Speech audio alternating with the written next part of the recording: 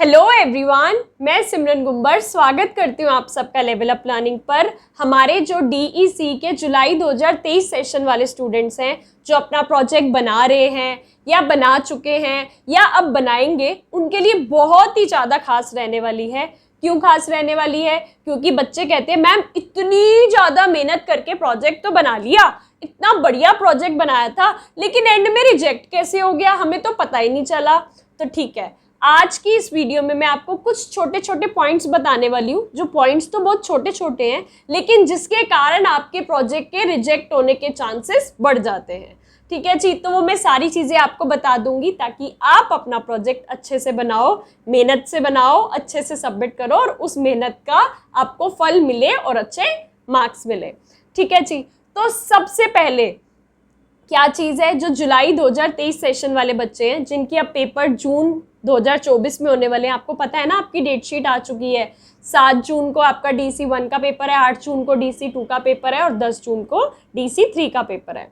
और जो आप प्रोजेक्ट सबमिट कर रहे हो उसके लिए आपको एग्जामिनेशन फीस भरते वक्त प्रोजेक्ट के भी 500 रुपये भरने थे, 500 रुपीज़ पे करने थे, पता है ना। चलो, ये बातें तो मैं काफ़ी बार बता चुकी हूँ। अब आज की वीडियो में प्रोजेक्ट सबमिशन से रिलेटेड सारी चीज़ें होंगी। क्या देखो, DEC का जो प्रोजेक्ट है 2 तरीके से सबमिट होता है, या ऑनलाइन या ऑफलाइन।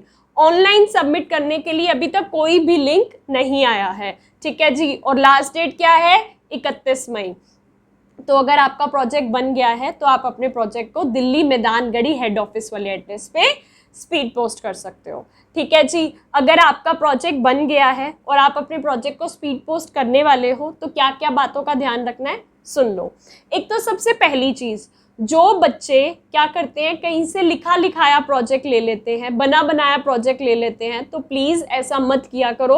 उससे आपका प्रोजेक्ट रिजेक्ट होने के चांसेस बढ़ जाते हैं, क्योंकि जो आपको प्रोजेक्ट लिख के दे रहा है उसने 10-12 बच्चों को और वैसी ही हैंड राइटिंग में प्रोजेक्ट लिख के दिया होगा, है ना, तो वो राइटिंग सेम हो जाएगी। या फिर कल को आपकी एग्जाम की हैंड राइटिंग से आपके प्रोजेक्ट की हैंड राइटिंग मैच कर ली गई और उसमें ना हुई तो रिजेक्ट हो जाएगा ना।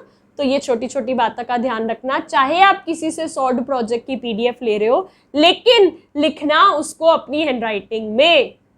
इसके साथ साथ अपनी बच्चों के साथ पिक्चर्स जरूर लगाना प्रोजेक्ट के अंदर, कि बच्चों को जब आप एक्टिविटीज़ करवा रहे हो उसकी फ़ोटो खींच लो। वीडियो तो आपको पता ही 5-5 मिनट की बनानी है, ठीक है। जब वीडियो बना रहे हो तो उसी में से वो स्क्रीनशॉट ले लेना पिक्चर्स का और वो पिक्चर्स प्रोजेक्ट में लगा देना। अब जैसे मान लो मैं भी अगर आपको ये सैंपल्स दिखाती हूँ प्रोजेक्ट के, एक सेकेंड, जैसे मैं भी सैंपल्स दिखाती हूँ, तो मैंने भी जो सैंपल्स रेडी किए हैं उसमें हमने बच्चे की ओरिजिनल पिक्चर लगाई होती है। ओरिजिनल पिक्चर से जो आपका प्रोजेक्ट चेक कर रहा है उसको लगता है कि हाँ भाई बढ़िया बच्चे का प्रोजेक्ट आया है, सारी गाइडलाइंस फॉलो की हैं, ठीक है। बच्चे पूछते हैं मैम लाइंस वाली शीट पे बनाना है या प्लेन शीट पे बनाना है, आपकी मर्जी है, कोई दिक्कत नहीं है। लाइंस वाली पे बनाना है लाइंस वाली पे बना लो, प्लेन पे बनाना है प्लेन पे बना लो। अगर क्योंकि ऑनलाइन तो पोर्टल खुला नहीं है तो आप अपने प्रोजेक्ट की ऐसे हार्ड कॉपी को स्पीड पोस्ट करोगे, ठीक है जी। स्पीड पोस्ट किस एड्रेस पे करोगे? तो ये एड्रेस है, ठीक है जी, मैंने बहुत बार वीडियोस में बताया हुआ है। बाकी ना मिल रहा हो तो टेलीग्राम चैनल पे डाल दूंगी, व्हाट्सएप चैनल पे डाल दूंगी, और हमारा लेवल अप लर्निंग का कॉन्टैक्ट नंबर जो कि आपको वीडियो पर शो रहा है, इस पे भी मैसेज करके आप पूछ सकते हो कि मैम प्रोजेक्ट किस एड्रेस पे भेजना है, हम आपको ये वाला एड्रेस भेज देंगे, ठीक है जी। जब आप ऐसे अपने प्रोजेक्ट की हार्ड कॉपी को स्पीड पोस्ट करते हो, मान लो मैंने ये प्रोजेक्ट बनाया और मैंने ये लिफाफे में डाल के स्पीड पोस्ट कर दिया, मान लो कल को बाय चांस अगर आपका प्रोजेक्ट रास्ते में खराब हो गया, मिसप्लेस हो गया या वहां पहुंचा नहीं, तो आपका तो पूरा का पूरा लॉस हो गया ना, कि आप कहोगे मैम पता ही नहीं, हमारे पास प्रूफ ही नहीं है।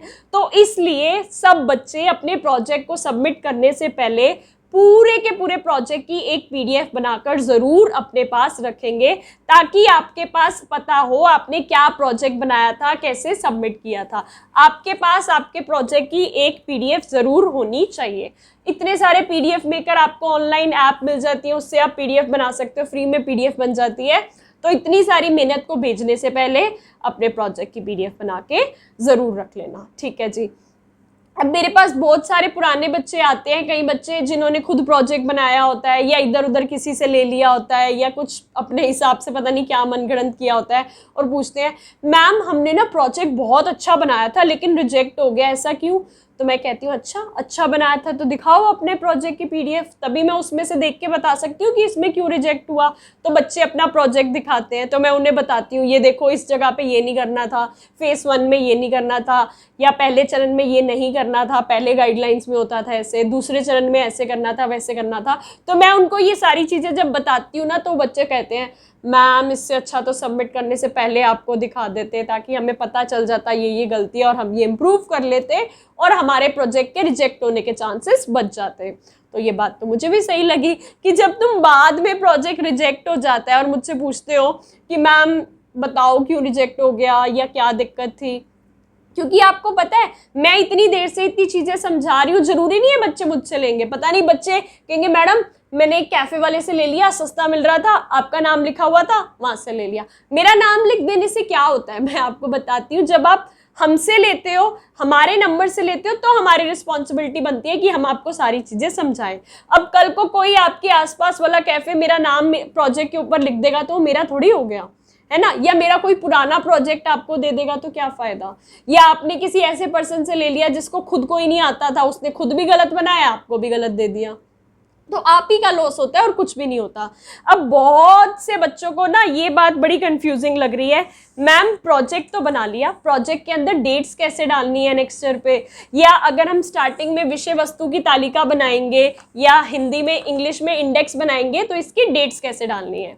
इंग्लिश में इंडेक्स बनेगा ऐसे फेस 1, फेस 2, ठीक है, फेस 3 और फेस 2 और 3, इसके अंदर आपको डेट्स कैसे लिखनी है और पेज नंबर कैसे लिखना है। ऐसे ही हिंदी में भी आपको ऐसे एक विषय वस्तु की तालिका लगानी होती है जब आप ये स्पीड पोस्ट कर रहे होते हो।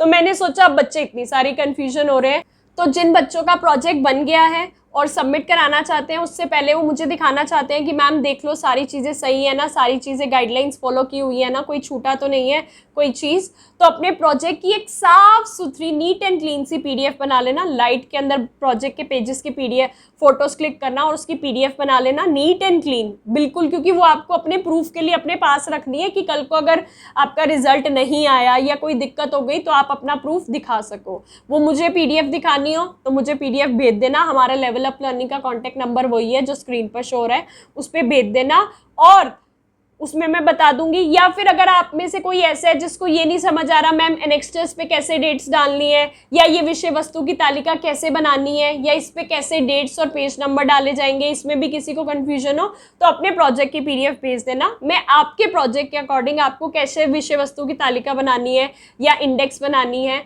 कैसे उस पर डेट्स डालनी है और कैसे पेज नंबर अलॉट होंगे, वो मैं आपको एक इसकी सैंपल पीडीएफ भेज दूंगी और ये भी बता दूंगी कि आपको कौन कौन सी डेट कैसे डालनी है। ठीक है जी। तो क्या होता है, मान लो आपने अप्रैल में प्रोजेक्ट बनाना स्टार्ट करा, तो ये नहीं 1 अप्रैल को स्टार्ट करा 30 अप्रैल को आपका प्रोजेक्ट खत्म हो जाएगा, नहीं, बीच में सैटरडे संडेज भी आएंगे, कोई हॉलीडेज भी आएंगी, ठीक है। तो उन हॉलीडेज को निकाल के आपके वर्किंग डेज 30 होने चाहिए। तो लेट सपोज अगर आपने 1 अप्रैल को स्टार्ट करा तो आपका कहीं जाके 8-9 मई के आसपास आपका प्रोजेक्ट कंप्लीट होगा, क्योंकि बीच में से सैटरडे संडे निकलेंगे, कोई छुट्टी निकलेगी, तो ये सब चीज़ों का आपको ध्यान रखना है। ठीक है। विषय वस्तु की तालिका अगर स्पीड पोस्ट कर रहे हो तो ज़रूर बना लेना, इससे जो आपका प्रोजेक्ट खोल के देखता है पहले ही पता चल जाता है किस पेज नंबर पे क्या है।